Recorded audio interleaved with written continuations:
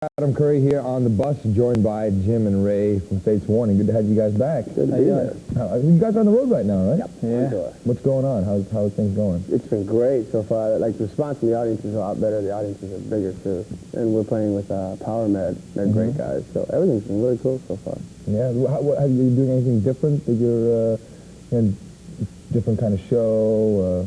Not really, just a different selections of songs than last year. You know, it's a pretty straightforward show. It's a lot of music, not a lot of exploding pigs or anything like that. It's pretty much straightforward music. Inflatable women, none of that stuff. Unfortunately, I don't know. No, just straightforward music, that's it. They have a new drummer, Mark Zonder, who was formerly of Warlord. Right. Yeah. Tell me about how you hooked up with him. We've known him forever. He did some of the drum production on a couple of our earlier albums, and that was after he was in Warlord. And he's just a great drummer. As soon as we had the position open, he's like the first person we got a hold of. He just adds such a new dimension to the band. He's working out really good. He's great. Your previous albums have been definitely conceptual. How about Perfect Symmetry?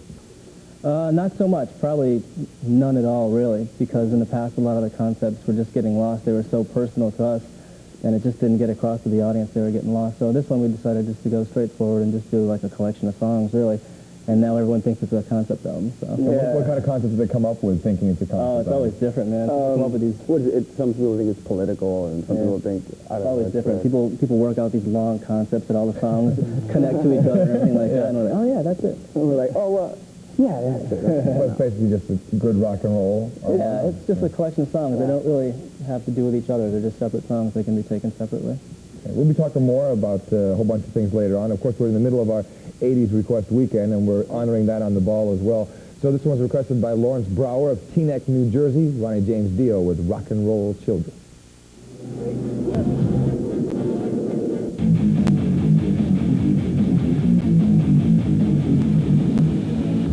Ball is back with Jim and Ray from Fates Warning, and Jim, you're one of the founding members of the band. Right. When you guys first started, did you ever think you would make it this far? And what goals did you actually have when you first started? I don't know. We kind of went into it blindly, really. You know, we just wanted to do an album at that time. We were looking forward to getting signed and doing an album and maybe going on tour, and we didn't really look much past that. So I don't think we thought we'd be here. Definitely not. You know. This went out with your fifth album. Yeah. So I mean, did you ever expect to do that? To go through like I said, we didn't really look too far into the future. You know, we just wanted to have fun with what we were doing. I don't think we thought it would ever come this far. I mean, 5 albums. It seems like ages ago that we started. What is the next step, do you think? Album number 6. Just keep touring as much as possible for this one, do another video, and then, you know, start worrying about the next album maybe 6 months down the line. Ray, you came in just for the recording of No Exit. Yeah, just before. How has your role changed at all? Basically, I know a little more of what I'm doing. When I first started, I only had like 3 weeks, you know, to start on my melody lines and stuff, and then I was in the studio, and I was like, I didn't know what I was doing, and like now I have a little more control of what I do, a little more emotion and stuff like that. But basically, I just write the melody lines. Same as No Exit, I guess. Now, we were talking about our 80s Request Weekend, and here we go. Here's another. I don't know why someone sent the Expos the 1970 postcard. That's very nice. But let me see, who is this? This is from Scott Stamey, and he wanted to see you guys. And it actually said you can never play too much of Fates Warning, so we figured we'd play through different eyes. Thank you, Scott. Anything you want to say about the video before we roll it? Just that we're real happy with it. It came out really good. We had a lot of say in what we wanted to do concept-wise. We're real happy with it. Yeah, very happy with it. Okay, here it comes. By the way, Scott is spelled S-K-O-T. Here's two different eyes by Fates Warning.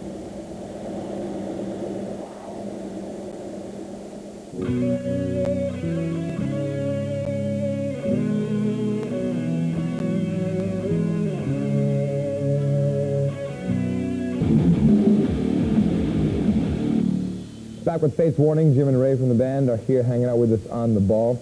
And everyone's from Connecticut except you, Ray, right? The drummer's from L.A. Okay. Yeah. Now, so we have most men from Connecticut, from L.A. In Texas. How'd you hook up with them being from Texas?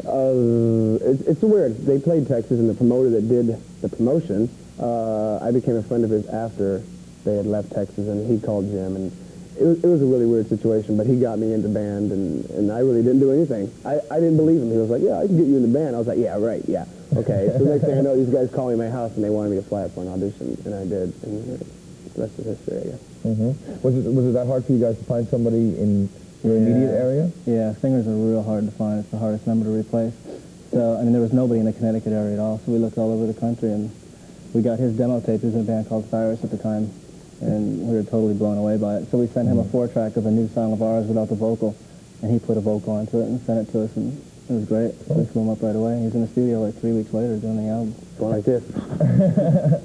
Have you guys played your hometown recently yet, or are you going to? We played my hometown. It was amazing. Oh, Yeah. it was great. Yeah, it's like, that wasn't the best show, but it was one of the best shows. We're playing ours Monday. Really? Oh, that's great. That'll be great. Actually, real sick. Well, sick? Sick. You know, Are you going to spend the holidays at home, or are you going to be on the road? yeah. We come back. We're going to Europe next week. We leave for Europe. We'll be back on Christmas Eve, and then everyone goes to their respective homes, wherever that might be. What countries are you going to do in Europe? We're doing Holland, Denmark, and Germany, I think. Oh, man, you're in the Paradiso in Amsterdam? Yeah, we are. Oh, you're going to love that. Oh, that's the best. Good. Okay, well, good luck. Thanks for dropping by. Thank you. Thanks. Good seeing you, and, whenever you're back in town, just drop by again. Great. But bring more warmer clothing. 'Cause New York is cold. We got another requested video as our 80s Request Weekend continues from Sean Earl of El Paso, Texas. Here's AC/DC with You Shook Me.